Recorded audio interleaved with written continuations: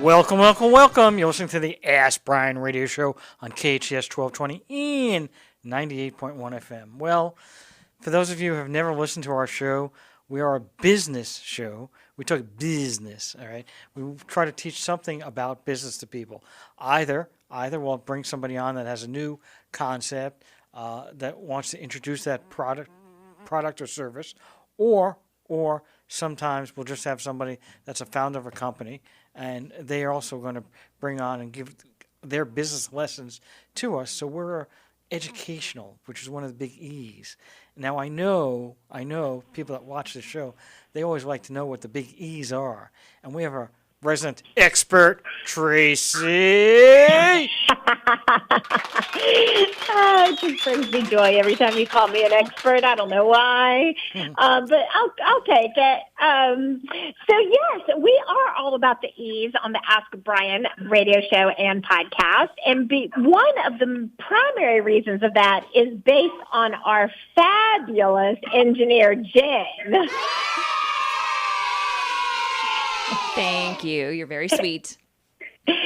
Oh, I am kind of sweet, but I'm also factual. So that's just a What does that thing. mean? What does that mean? Oh, factual? I think you know. No, you're exactly factual, and she says you're sweet. What does that mean? Sweet. Yeah. Well, you wouldn't know what being sweet means, so I do. I know how to eat why sweets. You would ask that question. Yeah, that's not a word that pops in my head for Peter. I know how to eat sweets. Where's my chocolate? Yeah, exactly. Exactly has an E in it too. Exactly has the E. Which is my new E for the day. Everything you say today, I'm going to say exactly. But you mentioned it before, and we're going to definitely get knee-deep in education today, but that's because we always have some fantastic experts that we interview on the Ask Brien radio show, and experts, by definition, need to spend a minimum of 10,000 hours in their specific business niche or category, and that's usually calculated by working 40 or so hours a week and 50 or so weeks a year. And that, if you did the math on that, which I try never to do, would end up at about a 5-hour stretch. 5 years. Wait, See, that's why I don't do the math. I don't have enough fingers. Hold on. Peter's using his fingers to count. Hold on. Oh my goodness. I'm up to 7. I'm up to 7. Look, I'm up to 7. Great. I'm up to 7. Yeah, close. Okay. So we're not talking about engineering, which is good, but we are talking about education, which is better. And so our experts are just obviously way more qualified than a minimum of 10,000 hours in their field. And today is no exception. And I'm pretty excited about the conversation we're going to have today because it's all about innovation and outcomes and just lots of great stuff that entrepreneurs need to know. And our show is always focused on entrepreneurs, that we tend to be very enthusiastic about entrepreneurship. Right, Peter? And I'm so excited!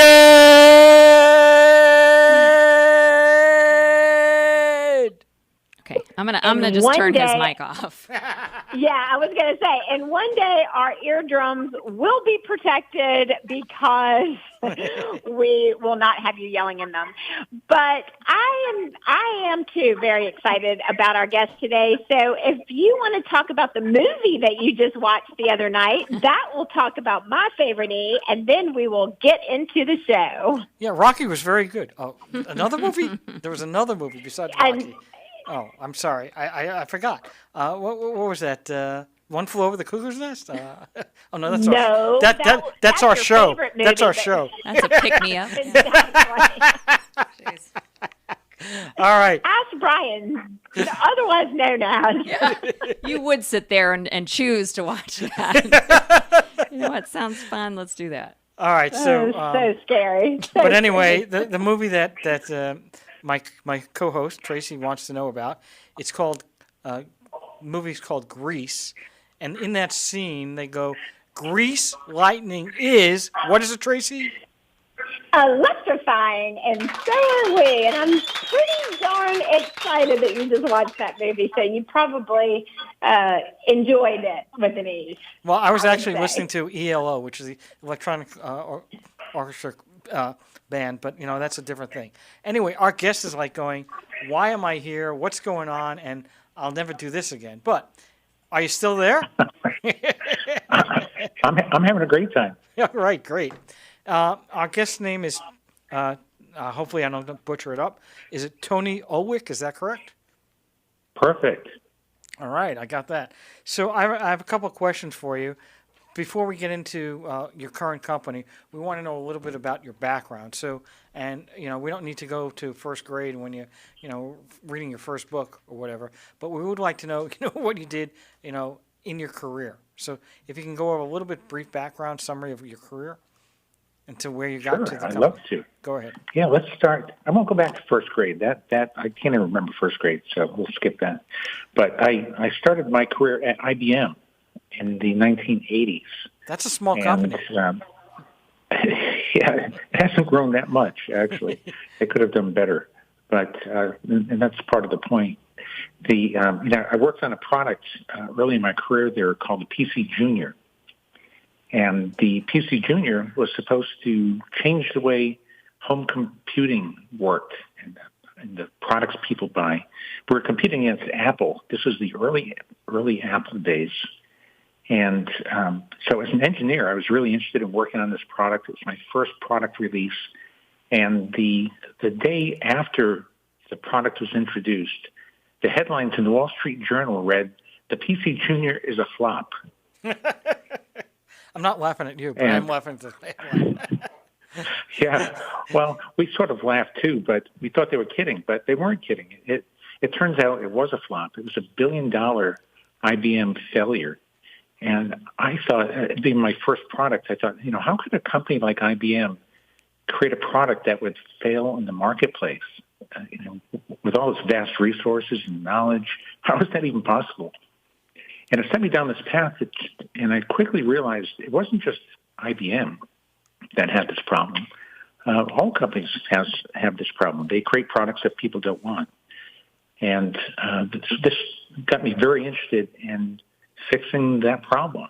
Could we create an innovation process that would help companies create winning products consistently? And what would that take? So in the early 1990s, I started my company, Strategyn, and I created a process that I've been working on my entire life since that IBM failure that mitigates the risk of failure as companies introduce new products. So I started in 1991. I've worked with about a third of the Fortune 500 companies over the years, got a great customer base. And what we do for them is help to identify opportunities in the market to create better and better products and mitigate the risk. So very high level, many companies use what I call an ideas first approach to innovation, like IBM did. They just come up with the product concept because technology allows them to do it, and then they find out that nobody wants that. Let's flip it around. Let's figure out what people want up front. And in the IBM example, what really got to me was the people knew that it was a failure the day after it was introduced, right? So that means they were using some criteria to judge the value of the product that we had no idea what it was, right? But the thought was, if we could identify the criteria people are going to use to judge the value of our product well in advance, we would just create the product to address those metrics, and we would be successful.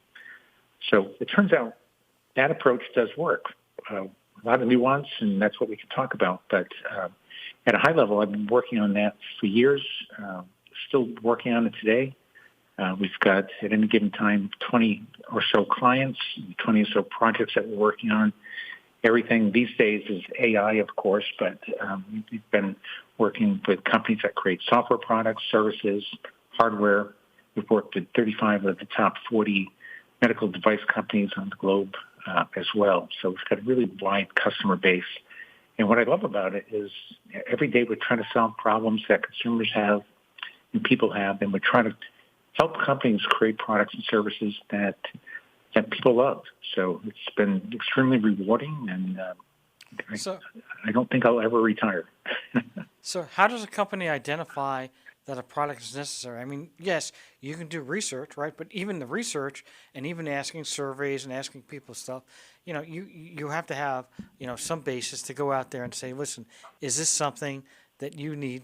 And if it is something you need, would you be willing to pay for it and how much? Because obviously those are all factors I would think, and I'm just, this is off the top of my head. I have no background at all. I would think those are the areas. But how does the company even know? You don't know what you don't know was a famous conversation I had with somebody. And that is the question. So how do you know what's a good thing to even to test, to even see whether or not people are interested in it?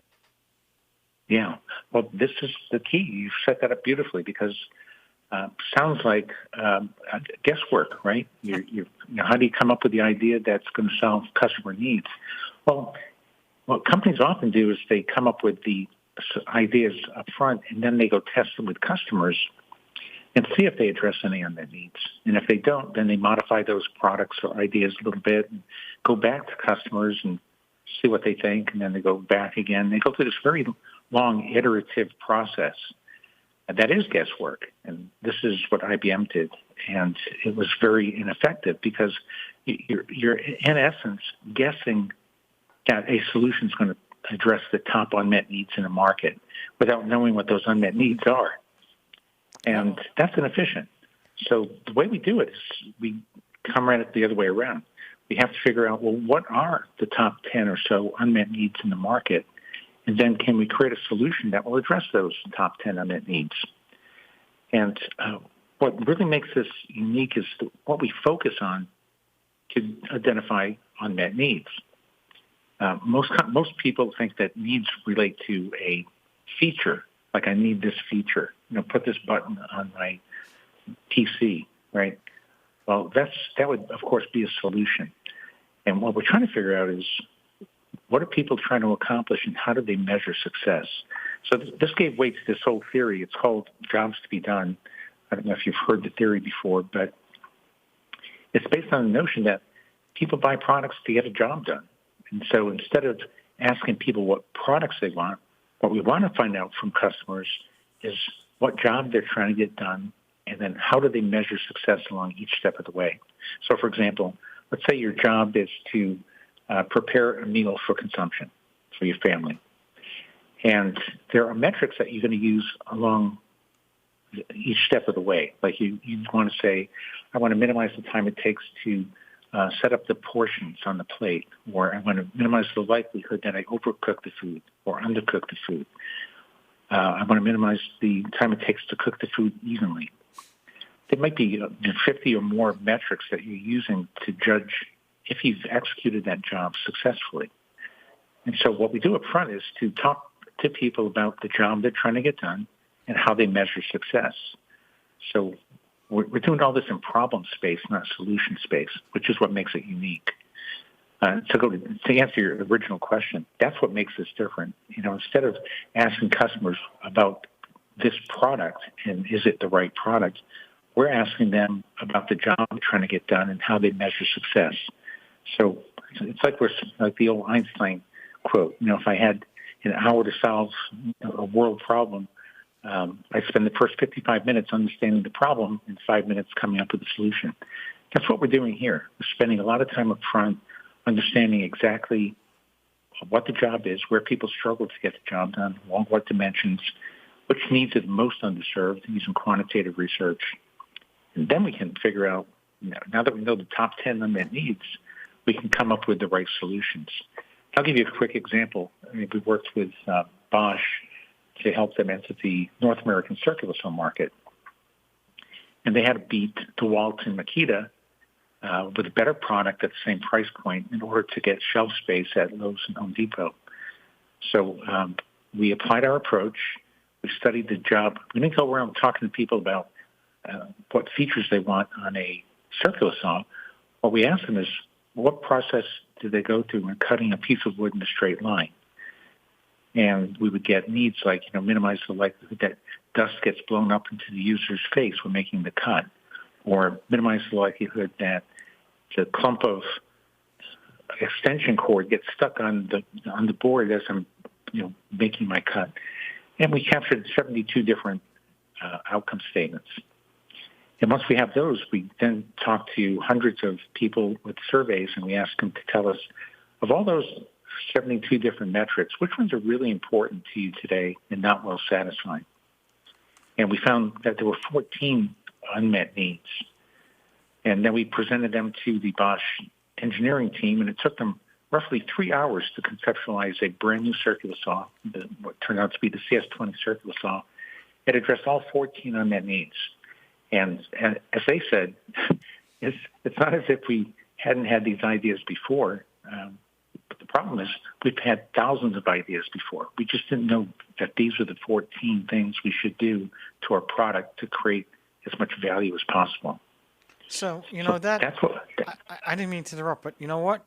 One of our biggest E's that was missed is basically the entire concept here. It's called empathy. If you are empathizing with your customers, you're going to find these answers. Correct? Yeah, I love thinking about it that way. It's a different kind of empathy. It's not empathizing about the solution and what's wrong with it. It's empathizing about what they're trying to do. So just keeping in mind in problem space instead of solution space is really the trick. You eventually come back to solution space, like the Bosch team did when they did their, get together with their ideation effort. But, the way I like saying this is, what are the chances that your product is going to address the top 14 unmet needs in the market if you don't know what those 14 unmet needs are? And if you do the math on it, it's almost zero. Well, but flip it around and say it the other way. If you know the top 14 unmet needs, what are the chances that your brilliant engineers and creative people can solve the problems? And the success rate goes up dramatically, as you might expect. I'm sorry about that. So that's really interesting. And where did you come up with this theory that you have? Okay, you came up with the outcome-driven innovation process. Yeah. Where did you come up with that? Well, I have a background in mechanical engineering, and I've worked on manufacturing process lines. That was my first job at IBM. And so I come at it with a mindset that says you can improve processes, like a manufacturing process. There's automation to get the job done faster. There's statistical process control techniques that you use to make sure there's no variation in the process execution. And there's Six Sigma thinking that you use to reduce defects. So that all applies to internal business processes. But it occurred to me one day that people are trying to get a job done, and a job is like a process. So instead of studying the product or the customer, let's study the job that they're trying to get done. Let's break down the process they're trying to go through, and then we can apply the same kind of thinking and help them get the job done faster, more predictably, and with a better result. And when that clicked in my head, then I started doing research to try to collect that type of information. And I can honestly say it took years to get it where it is today. But we keep evolving it to make it more efficient and really get at those key metrics that people are using to measure success. Well, we're going to be taking a break, but when we come back, our guest is going to tell us the most successful product launch that he was involved in. So just wait your bit. You'll be right back. You're listening to the Ask Brien radio show on KHTS 1220 and 98.1 FM. We'll be right back. You're listening to the Ask Brien radio show on KHTS 1220 and 98.1 FM. And this show is, and the radio station is, like no other station in the world. We don't like no other station in the world. Who has all these things? Okay. We have you, so that makes us very, very unique and very, very fortunate. And there's another E. Mm-hmm. Ego. And not ego from the waffles, Ego in the head. Ego, yeah. You got it. All right. So, I know everyone has been anticipating and waiting. Do you have a drum roll? I do. All right. And the question was, what product or service that you were involved in was the most successful product or service in all your years of business? Yeah, that's a great question. I've worked on lots of different products and we've had lots of successes, but the one I really liked the best was one of my first projects. So I'll tell that story. It was with a company called Cordis Corporation. They're a medical device company. They made angioplasty balloons, and their market share had declined to about 1%. They were on their last legs in terms of getting out of that business, and they had one last chance to be successful and regain market share and regain their position. So I worked on this project myself. This was one of the first ones I did in my company. And we followed the process. We talked to interventional cardiologists, and we didn't ask them what makes a better angioplasty balloon. What we asked them is what job are they trying to get done, which is to restore blood flow to an artery. And we broke down that job into its component parts and figured out how they measure success on each step of the way. And they would say things like, we want to minimize the likelihood of entering a side vessel when traveling to the lesion, for example. Very technical terms, but this is how they measure success, right? They're trying to get the job done better, faster, more predictably with better results. So we ended up with about 80 different outcome statements. We prioritized them with 270 interventional cardiologists. So we knew of all those outcomes, the top 15 unmet needs.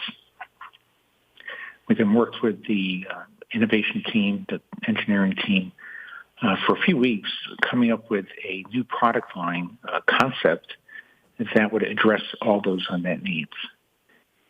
And then we held on for a year until they started releasing those products, and then the magic happened. So about a year later, when they introduced 19 new products, they all became number 1 or 2 in the marketplace. The market share grew from 1% to over 20%. And they also reprioritized their resources to focus on addressing one particular unmet need, which was to minimize the likelihood of restenosis, which is the recurrence of the blockage. That was off the charts as an unmet need. It was very important, very poorly satisfied. And they said, well, we're working on something in the lab, along with 50 other things, that could potentially address that unmet need. And we suggested that they triple down on resources and get that out as quickly as possible and be first to market, which they were. And that product turned out to be the heart stent. And that product in itself became a billion-dollar business in less than 2 years. Their stock went from $16 a share to over $108 per share. They were acquired by Cordis Corporation.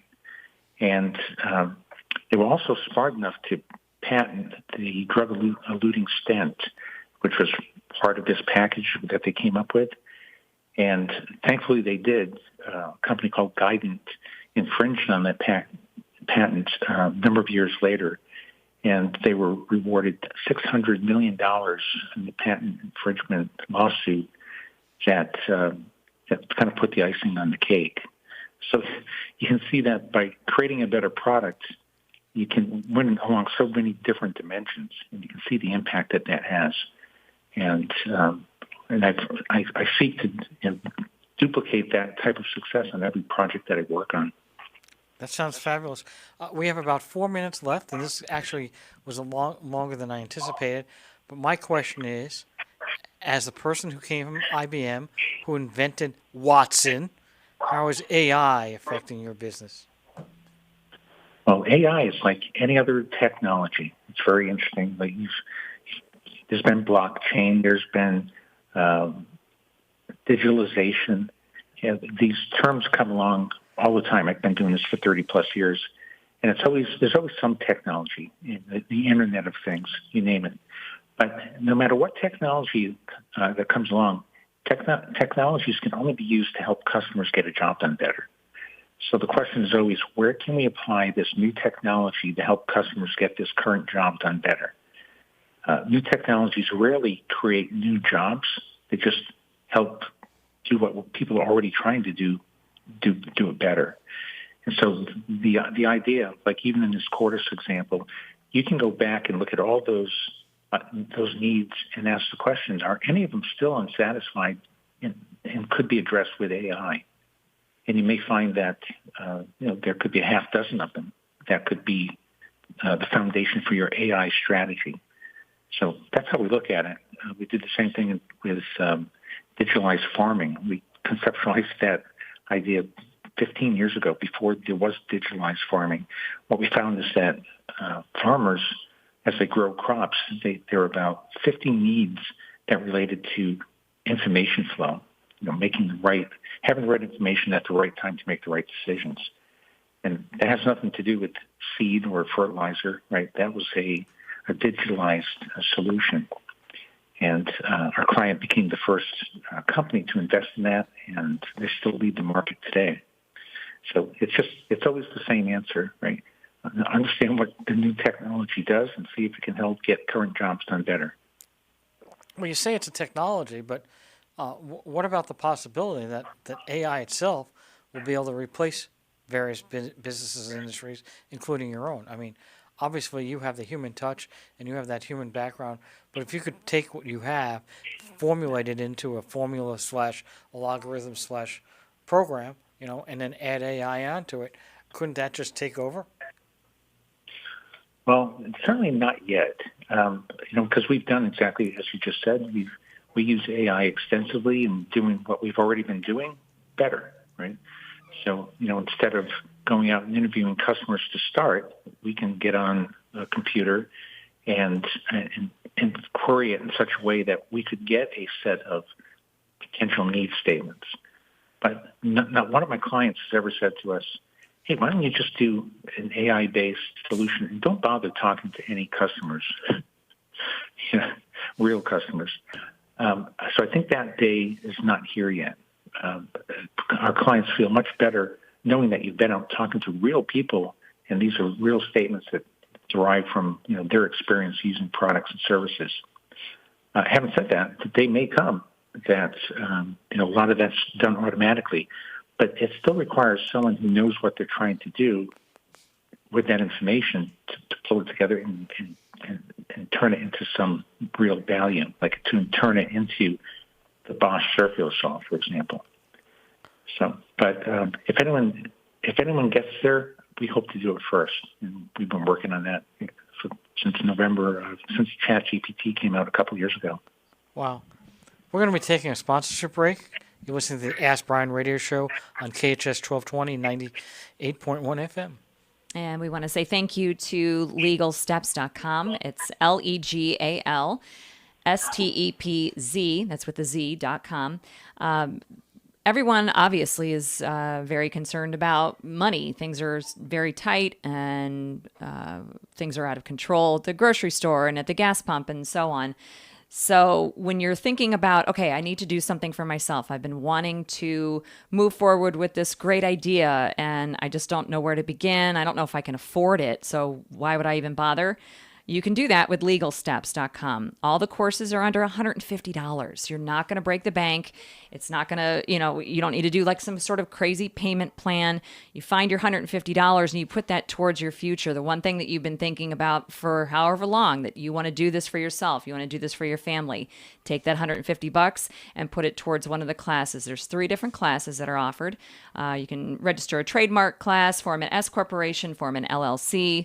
And when you're in the course, I think it's really great because you can see the expert on the screen and you see their screen. And so you kind of know that you're in the right space. You know that you're doing the right thing, filling out the form properly and putting in the right, information. Because sometimes, certainly, I'm sure you've been there, some of these legal documents can get a little bit confusing. So it's great to know that you have legal experts, by the way, with over 30 years experience. So you know that you're in good hands. And if you get to the point where you're just frustrated and confused and you feel like you can't figure it out from there, they're just going to go ahead and do it for you. So it's really, you're not going to lose in this situation. The other thing that is great is that you can work at your own pace. You don't have to make yourself available for someone else's schedule. Obviously, we're all busy. We all have lives going on outside of this course. So you can pick when you take the class. It took me less than 2 hours. You can pause it, rewind it, print out like a worksheet and take notes, and kind of just do it as it works for your life. Again, go to legalsteps.com, legalstepz.com. Well, thank you very much. You're welcome. And we're grateful to have Legal Steps sponsoring our show. Indeed. You're listening to the Ask Brien radio show on KHTS 1220 and 98.1 FM. And now my co-host, Traci, has a whole bunch of questions that she's been saying, Peter, I need to ask. Peter, I need to ask. Peter, I need to ask. You're on. Finally, I get my voice out, which is never a challenge for me, as we all know. So I love everything that you've been sharing around your strategy and all of the success and client case studies that you've shared with us. But I'd love to dig in a little bit deeper into your personal entrepreneurial journey and your experience from going from your previous career path to launching and growing your own business. What was outside of what the catalyst for that, what was also a challenge that you experienced maybe early on that you could help shortcut someone's learning curve on? Well, there's always risk to starting a business, as everybody knows, right?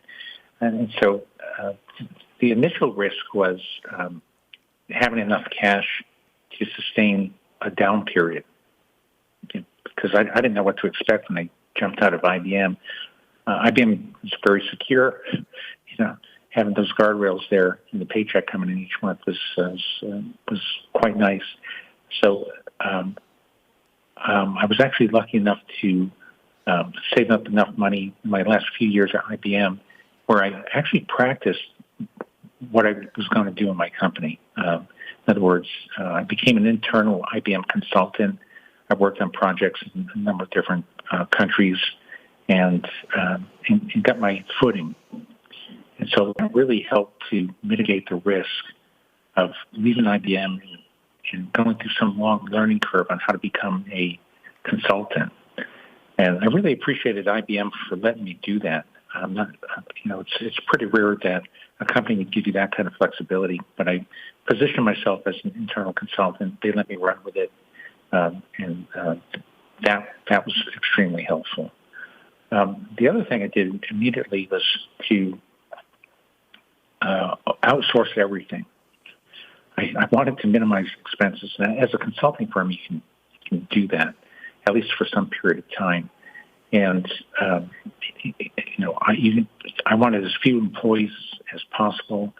I wanted to work to scale the approach, the innovation process. I wanted to try it out in a number of different industries and just work the product. In other words, just keep working my product, make sure it would work in different situations. And I did that for about 10 years before I hit my next obstacle in growing. I had an article that came out in the Harvard Business Review in 2002, and I didn't realize this was going to happen, but the phone started ringing off the hook almost immediately with people interested in trying the approach. So I had to make a decision right there. How do I grow? How fast do I grow? How do I train people? How do I bring process to what I do, internal process? So that was really the next obstacle, setting up those internal business processes on hiring the right people. How do I train those people and get them up to speed so that they're learning the approach and making it worthwhile? So it was things like that came into play. I love that.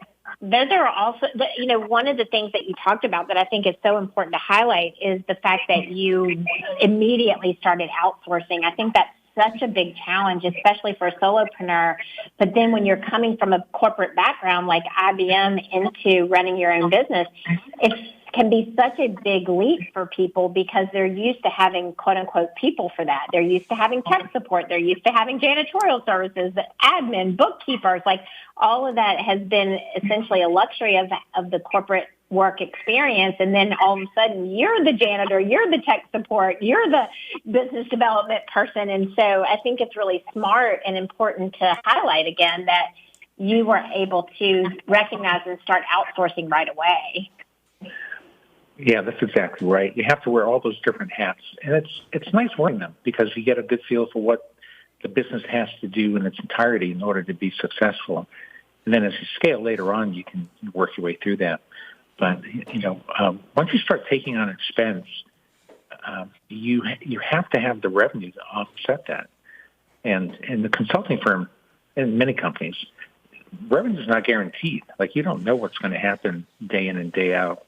The fact that we've sustained, the ups and downs of, the economic situations and so on, and financial disasters over the past 30 years, I consider myself very lucky. And the way we've been able to navigate that is to never get too far ahead of ourselves in terms of hiring so many people that we are at risk. Like if we can't sell, if we can't meet our sales numbers, that we will end up in a bad cash position.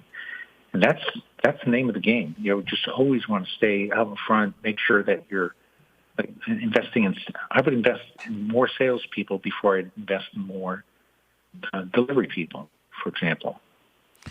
We're going to take a Amen quick break. to that as we take a break. Thank you. You're listening to the Ask Brien radio show on KHTS 1220 and 98.1 FM. We'll be right back. Welcome back. You're listening to the Ask Brien radio show on KHTS 1220 and 98.1 FM. Final quarter, go. Okay, well, Penny, this has always been incredibly insightful. You've been an amazing guest. If our audience wants to get in touch with you, what is the best way to reach out to continue the conversation? Yeah, so a number of ways. They could simply reach out to me at my email address, which is Ulwick, my last name, at Strategyn.com. That's the company's name. They can also go to a website. If they want a free book, an ebook or audio book, you can go to jobstobedonebook.com with hyphens between jobs to be done, and get the free book there. And just go to our website, too, at Strategyn.com. There's a tremendous amount of resources there to take a peek at. We also have an online training course at odipro.com if you want to check that out. And that's a great way to go very deep into this process if you're so inclined. I love that. And so for those of you who may not have been able to capture that and want to have that for future reference, don't forget that this radio show, the Ask Brien radio show, is also available as Ask Brien the podcast. So go and search wherever you get your favorite podcast, but be sure to search for Ask Brien, spelled ASKBRIEN, the podcast. So you had mentioned something that I actually wanted to ask you about. So you have a book, Jobs to be Done, Theory to Practice. It sounds like you're utilizing it as a lead generation tool, which is really smart. What was the catalyst for you to publish it, and what was that process for you? Yeah, it's a great question. That was actually my second book. The first one was right after my HBR article. I was approached by McGraw-Hill to put a book out, which I did back in 2005. That's called What Customers Want. So that was my first attempt at a book. And then the one that you're referring to came out in 2016. And the catalyst there was just to offer an update in my thinking. And there were other books coming out at the time. I wanted to make sure it was clear my position in space and how we should differentiate. And as you mentioned, I published that book, self-published the second book. And that gave me a lot of flexibility because I can give away chapters, I can give away the book, which is what I do. And I created the audio version as well. And it's great for lead generation. You're giving people a way to learn about the approach. And in exchange, you have an email where you can reach people in a database. So that's been the foundation of our marketing program for all these years. So we only have a little... I love that. Oh, go ahead, Peter. Sorry. That's okay. We only have a limited time left. But, we kind of want a little bit of an update here, right? So you wrote this book in 2005, and you wrote another book in 2016. Now we're 2024. That's 8 years from the last book and almost 20 years for the first book. So give us your concept, and you got a couple minutes, about 2 minutes left. What do customers want? Yeah. Well, that's great. And I do have another book in process now that you mention it. Yeah, and this next book is really aimed at the practitioner. The first couple books are more aimed at product managers inside an organization to understand how to run a better innovation process. But this one is really aimed at the practitioner who wants to take the approach and apply it, in their job, in their personal life. So most of the content's written. We're going through an editing process right now, and we hope to have that book out early next year. Without taking away, I mean, it's a whole book, right? So can you just give us one thing, like a hint or something about one thing that's now changed? I mean, we have had COVID. You had the banking crisis in 2008. Then you had COVID, and people changed. A lot of remote people, whatever. Has that affected what customers want? And nearly every business, it's changed how people prioritize their needs. Now, because they have the option of living at home, they've reprioritized their needs, right? And so many companies went through this. The virtual experience is a better lifestyle for many people, right? In other words, the virtual lifestyle satisfies customer needs better than this, let's go to work for 8 hours a day and sit in an office. That in and of itself is a big change. And it's quite honestly a better solution for many people to lead more satisfying lives and, incorporate their lifestyle into their work and make it all come together in a more meaningful way for them. So in that sense, that's one of the big takeaways that we've seen in the past 10 years or so. Well, thank you very much. We've had a great show. We appreciate your time. We'll have you back on again. Maybe after you come out with your book. When is that book coming out, in January? Well, early next year. It's going to be self-published again, so I don't have a hard deadline. So contact us after that new book comes out, and we can talk about your new book and how things have changed, and give us some insights then. That would be great, if you can. Thank you. I look forward to it. Thank you very much. You've been listening to the Ask Brien radio show on KHTS 1220 and 98.1 FM. Over and out.